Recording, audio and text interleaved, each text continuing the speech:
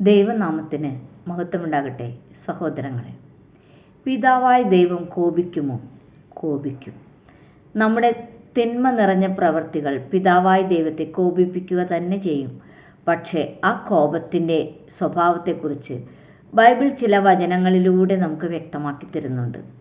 സങ്കീർത്തനം 30:5 ശ്രദ്ധിക്കൂ.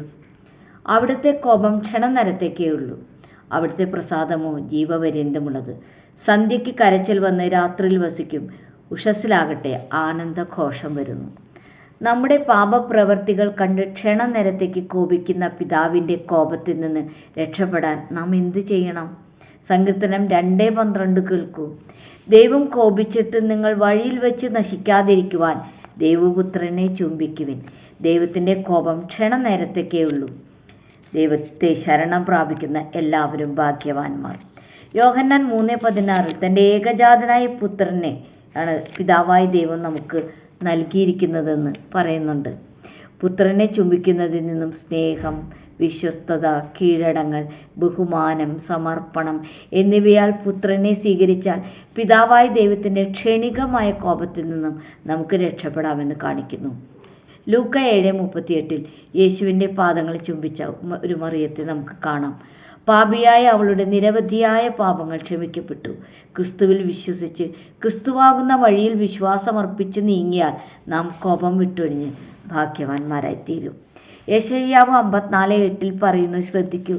ക്രോധാധിക്യത്താൽ ഞാൻ ക്ഷണനേരത്തേക്ക് എൻ്റെ മുഖം നിനക്ക് മറച്ചു, എങ്കിലും നിത്യദയയോടെ ഞാൻ നിന്നോട് കരുണ കാണിക്കും എന്ന് നിന്റെ വീണ്ടെടുപ്പുകാരനായി യഹോവ അരുളി ചെയ്യുന്നു.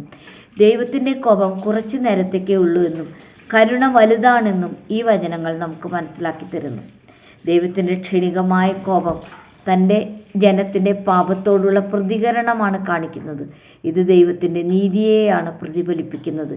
എന്നാൽ ദൈവത്തിൻ്റെ സ്നേഹത്താൽ നിത്യദയയിലേക്കും അനുകമ്പയിലേക്കും ദൈവം മാറുന്നു. ഒരു തിരസ്കരണമല്ല, പുനഃസ്ഥാപനമാണ് ദൈവത്തിൻ്റെ ആത്യന്തിക ലക്ഷ്യം.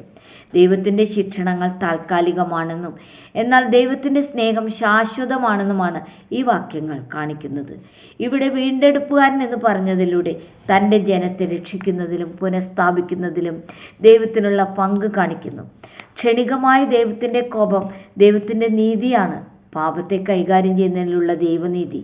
എന്നാൽ നിത്യമായ ദയ, ശാശ്വതമായ സ്നേഹം ദൈവത്തിൻ്റെ സ്വഭാവമാണ്. ശിക്ഷണത്തോടെ പാപത്തെ നേരിടുമ്പോൾ ദൈവത്തിൻ്റെ ആഗ്രഹം ദയയും അനുകമ്പയും കാണിക്കുക എന്നതാണ്.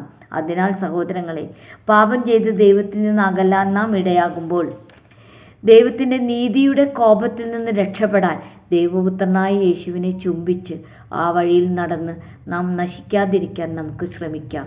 ഈ വചനങ്ങൾ സ്വീകരിക്കാൻ പരിശുദ്ധാത്മാവ് സഹായിക്കട്ടെ. ദൈവമേവരെയും സമൃദ്ധമായി അനുഗ്രഹിക്കട്ടെ.